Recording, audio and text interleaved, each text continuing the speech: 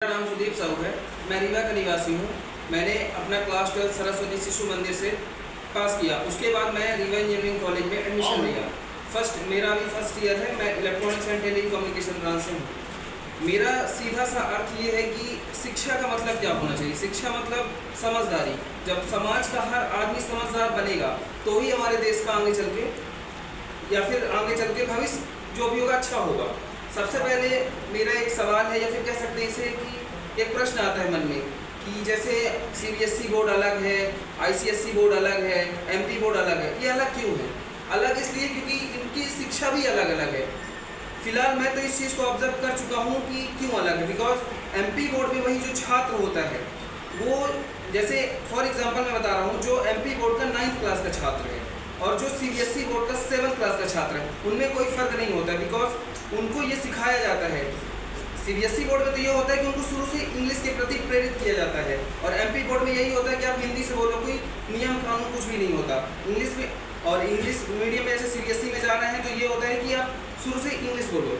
तो उसका एक सीधा सा प्रभाव ये पड़ता है, जो व्यक्ति शुरू से इंग्लिश बोलेगा वो आगे चल के भी अच्छी तरह से बात कर सकेगा, हालांकि बड़े बड़े एग्जाम के बारे में जान सकेगा। अब जो लड़का पहले से हिंदी मीडियम में है वो किस चीज़ के बारे में जानेगा, आप खुद बताइए।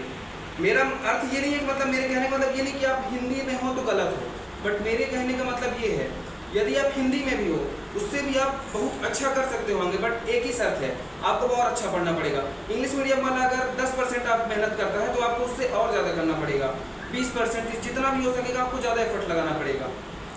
और दिक्कत क्या होती है कि हम कई एग्जाम के बारे में जान नहीं सक पाते हैं। जैसे हमको पहले क्या सिखाया जाता है, जैसे फॉर एग्जांपल जेईई मेंस की परीक्षा है, हमको क्या सिखाया जाता है पहले, जेईई मेंस आखिर होता क्या है। जेईई मेंस एक इंजीनियरिंग एग्जामिनेशन का एंट्रेंस एग्जाम होता है। उसमें क्या बताया जाता है कि आप पहले जेईई मेंस में एलिजिबल तब हो सकोगे जब आप 75% बोर्ड में लाओगे, चाहे आप सीबीएसई बोर्ड से हो, चाहे एमपी बोर्ड से हो, चाहे आईसीएसई बोर्ड से हो, चाहे किसी बोर्ड से हो। यदि आपके बोर्ड्स में 75% नहीं है तो आप जेईई मेंस की परीक्षा नहीं लिख सकते हो। तो मेरे कहने का मतलब ये है कि यदि आपके पहले चीज़ अगर एमपी बोर्ड में आपके 65 या फिर 60%, तो आप जेईई मेंस दे ही नहीं सकते। यानी आप अगर चाहो तो इंजीनियरिंग करना भी चाहो तो नहीं कर सकते।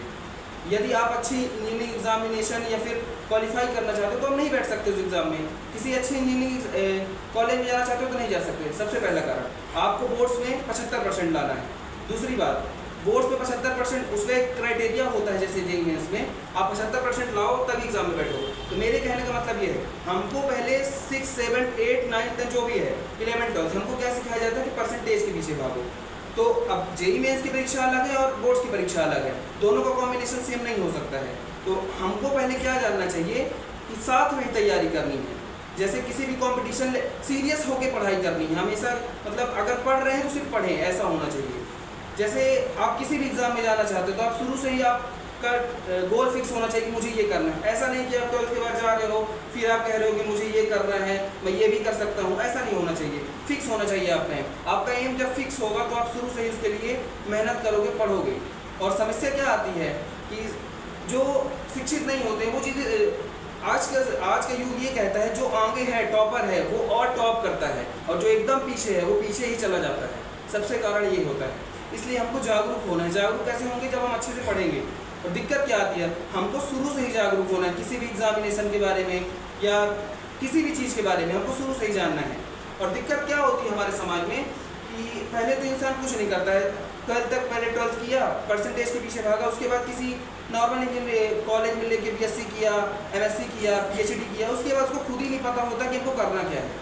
सबसे पहले आप टारगेट बनाओ कि आपको करना क्या है, कहाँ पे आगे जा सकते हो, आप किस चीज़ में अच्छे हो। स्पोर्ट्स में अच्छे हो तो स्पोर्ट्स में जाओ, यदि आपको इंटरेस्ट है कि आप पढ़ाई लिखाई में अच्छे हो तो पढ़ाई लिखाई में जाओ। तो मेरे कहने का मतलब ये है कि आपको शुरू से ही जाओ। सरकार सीट तो उतनी ही है, जैसे आप कह सकते हो कि मेडिकल कॉलेज की सीट उतनी है, इंजीनियरिंग कॉलेज की सीट उतनी है, लेकिन आप उसमें एडमिशन कैसे ले सकते हो? पढ़ के। और सीधा सा अर्थ है, जब आप पढ़ोगे नहीं तो एडमिशन होगा नहीं। और पढ़ाई भी कैसे? अच्छे लेवल की पढ़ाई होनी चाहिए। यानी आपको एक नॉर्मल व्यक्ति से आपको ऊपर उठना है। यदि कोई ऐसे मान लीजिए 12th में है, आप उससे पूछेंगे आप न्यूटन्स का नियम, वो नहीं बता पाता। ज़्यादातर बच्चे आप कह सकते हैं जो कमज़ोर होते नहीं बता पाते हैं। लेकिन वही सीबीएसई बोर्ड का जो लड़का होता है उसको 10th से ये सिखाया जाता है कि आप यदि किसी भी चीज़ में हो तो आप आगे हो। तो ऑलरेडी वो हम लोगों से कई गुना, एमपी बोर्ड से जो सीबीएसई का बच्चा होता है हम लोगों से कई गुना ज़्यादा बेटर होता है।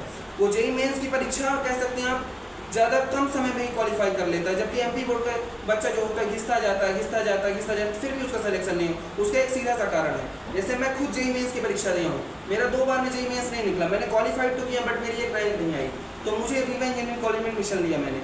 बट यही चीज़ अगर मेरे को शुरू से पता होती, 10th से पता होती, तो मैं जाके उस चीज़ की तैयारी कर पाता। अब तो सीधा सा फंडा है कि ज़्यादातर लोग ऑनलाइन क्लासेस चल रही हैं, सब सारी सुविधाएं, घर बैठे आप जो चाहो तो आप कर सकते हो।